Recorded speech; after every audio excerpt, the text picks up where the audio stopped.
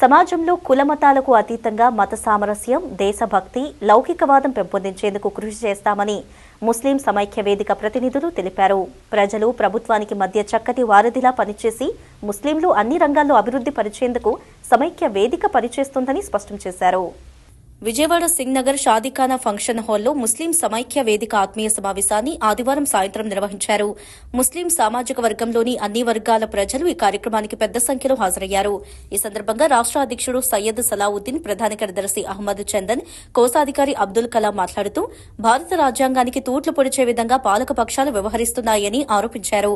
కేంద్ర రాష్ట ప్రభుత్వాల నుంచి రావాల్సిన హక్కులపై ముస్లిం సమైక్య వేదిక పనిచేస్తోందన్నారు.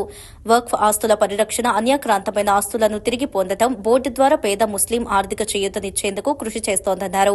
ఉర్దూను 2వ అధికార భాషగా అభివృద్ది చేసేందుకు కృషి చేయడం జరుగుతోందన్నారు. దేశం, ధర్మం, న్యాయం, హక్కుల కోసం పోరాటం చేసే ముస్లిం యువతీ యువకులను జైల్లో పెట్టి హింసించడం దారుణమన్నారు.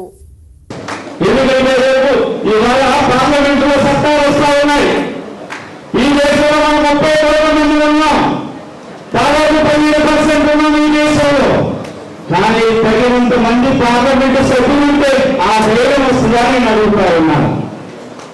పార్లమెంటు సభ్యులు చట్టసభలకు పంపించాలి, మన వారిని నియమించాలి, దాని వైపు మనం ప్రయాణించాలి, దాని వైపు మనం చూడాలి. ఈ రోజు పెట్టుకొని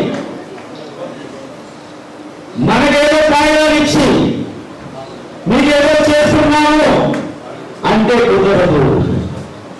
నేను చాలా ముస్లిం మీటింగ్లో ఉన్నాను. అయ్యా నా కబ్రస్థాన్ నిర్మాణం చేయండి. నేను అలా అడగొద్దు బాబు, అడగొద్దు. నాకు ఒక ఎంపీటీసీ ఇవ్వండి, నాకు ఒక ఎంపీటీసీ ఇవ్వండి, నాకు ఒక ఎమ్మెల్యే ఇవ్వండి, నాకు ఒక జిల్లా చైర్మన్ ఇవ్వండి, నాకు ఒక మున్సిపల్ చైర్మన్ ఇవ్వండి. నేను అడుగుతా ఉన్నా. ఏం అలా ఇస్తారు మన మసీదు? ఎవరిస్తే నిర్మాణం చేసుకుంటున్నాం వాళ్ళ కబ్రస్థాన్ ఎవరికి ఉన్నాయి? పూర్వీకులు ముందుగా ఆలోచించి చేశారు. అదని ఇవన్నీ ఎవరిచ్చేవి కాదు. కానీ మనం రాజ్యాంగంలో ఉన్నాం, ఈ రాజకీయ వ్యవస్థలో ఉన్నాం. ఈ రాజకీయ పోరాటంలో మన భాగం కోసం మనం ప్రయత్నం చేయాల్సినటువంటి అవసరం ఉంది తప్ప మన వాట మనం రక్షించుకోకుండా. అలాగే ముస్లిం సమైక్య వేదిక ఏర్పడము, ఈరోజు ప్రమాణ స్వీకారం చేయడము ముఖ్య ఉద్దేశము. ఈరోజు మన దేశంలో రాజ్యాంగానికి తూట్టుపరిచే వాళ్ళు కొంతమంది ఉన్నారు. అలాంటి విషయాల మీద ముస్లిం సమైక్యత గలమెప్పుతుంది. ప్రభుత్వానికి ప్రజలకు రావాల్సిన ఫలాలపై ముస్లిం సమైక్య వేదిక ప్రభుత్వంతో డిమాండ్ చేసి వాళ్లను పోరాడి ప్రజలకు వాళ్ళ ఫలితాలు అందించేటందుకు ముస్లిం సమైక్య వేదిక పనిచేస్తుందని ఈ మీడియా ముఖంగా మేము తెలుపుకుంటున్నాము.